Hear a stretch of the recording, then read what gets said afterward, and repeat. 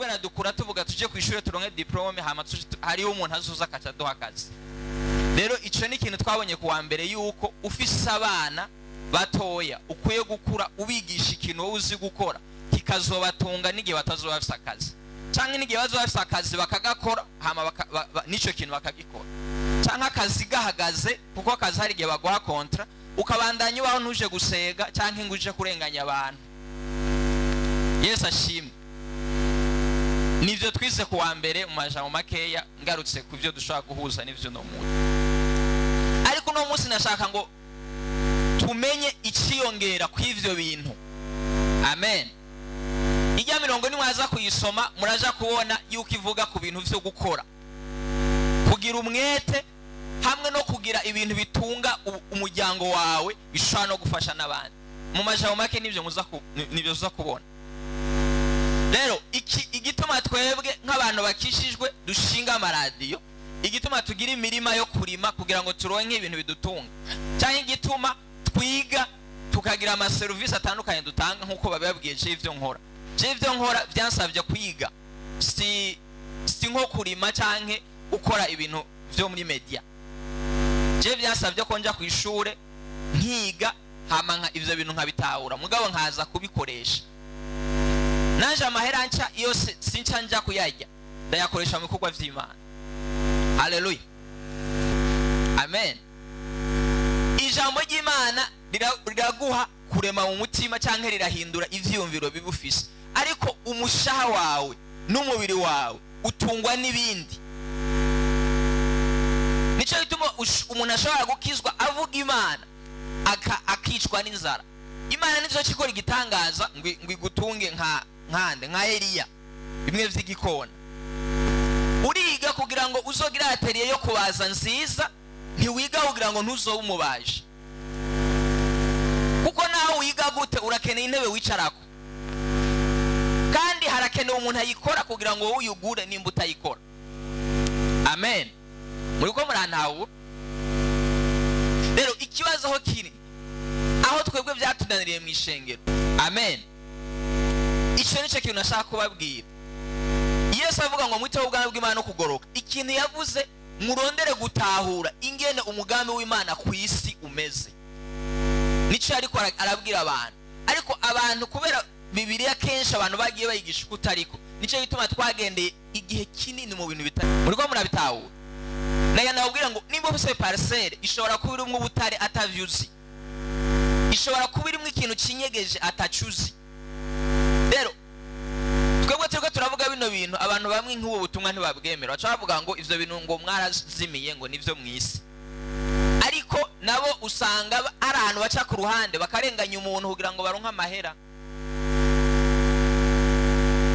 Rero ikintu asanda babwiye niki iyo birivuze ngo mwiteho ubwami bw'Imana no kugoroka, nuvuga ngo wiga ibintu byose Imana yaremye ingene bikogwa, igihugu kugira ngo kibeho kimerewe neza.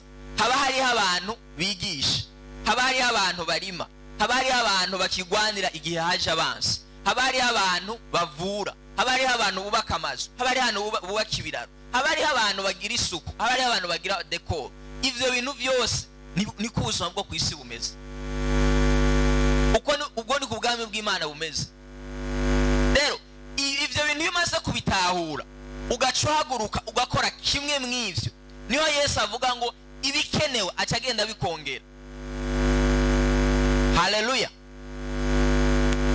Kujya Jedeo yabisiguye, abantu Jedeo yagiye arahura nabo n'abantu bamufasha, kandi nkuko yagiye bivuga sabantu yaje kurondera ninga kujya bakwatura kijambo. Uri umwana mutoya bashaka kugira ati mwana we uraza ubwenge, ariko ntavyo ntibiraboneka. Niko twahezagiye muri Yesu. Imihezagiro ni ikintu kimwemu twahawe twese turafise umugisha.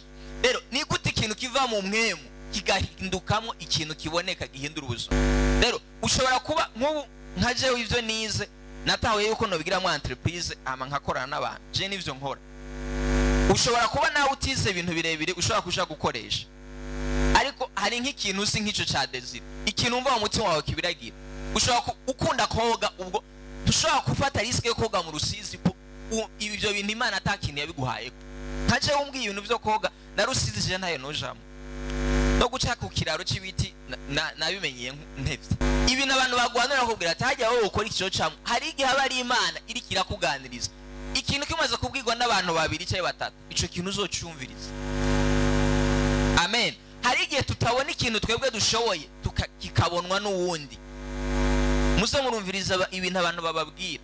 Yavuze ubuhanuzi, hari igihe ubuhanuzi buza akubwira mu majambo asanzwe atari uwanda akubwira ngo Imana iravuze ngo akaza guhanura ati haya wowe ukora iki cocamo.